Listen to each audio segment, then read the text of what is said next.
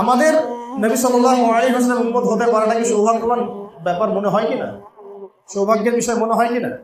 এখন আমি যদি প্রশ্ন করি, তাহলে এখনো আপনার চেহারায় দাড়ি কেন নাই? আপনি উম্মতে মুহাম্মাদীর অন্তর্ভুক্ত একজন লোক।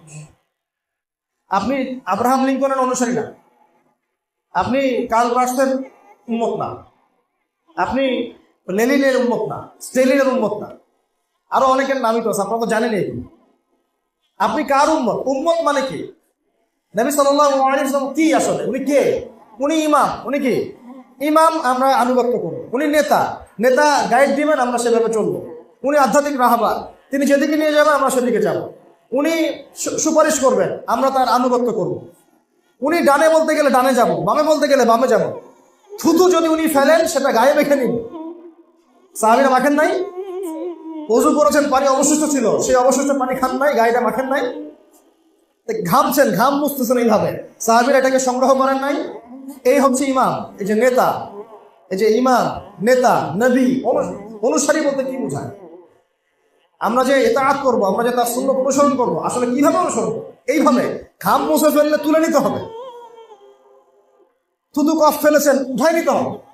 ওযু করে পানি রেখে দিয়েছেন, ওই পানি নিজে সংগ্রহ করার জন্য কারাকারি করতেন সাহাবীরা। দৃশ্যগুলোকে চিন্তা করতে পারেন? দৃশ্যগুলো একটু চিন্তা করেন।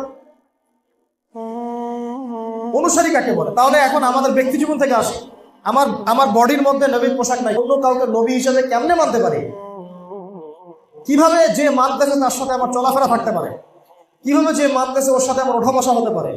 ওর সাথে আমার রিজিকের ব্যবসার লেনদেন কিভাবে হতে পারে? আমি কেমন করে তার পূর্ণ ব্যবহার করতে পারি? যদি গায়রত থাকে, ব্যক্তিত্ব থাকে এবং নবীর প্রতি সত্যিকারের মহব্বত থাকে, কিভাবে তাকে কেউ গালি দিচ্ছে আমি তার পক্ষপাতিত্ব করতে পারি? কিভাবে তাকে নিয়ে মানুষ ব্লগে লিখছে আমি তার পক্ষপাতিত্ব করতে পারি?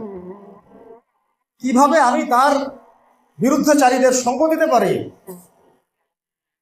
তারপরে আসবে এই কথাগুলো। আমার শরীরটা কেন এখন তার মতো হলো না? আমার বয়স 20, 25, 30, 40, 50 হয়ে গেল, এখন পর্যন্ত আমার বুঝ আসলো না যে আমি কারণ মত তাকে ফলো করতে হবে।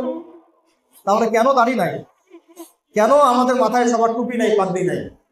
কেন আমাদের জুব্বাগুলো ঠিক হচ্ছে না, পোশাক ঠিক হচ্ছে না? তাকে নিচে কিভাবে কাপড় পরতে পারি? তাকে নিচে পড়লেই জাহান্নামে যেতে হবে।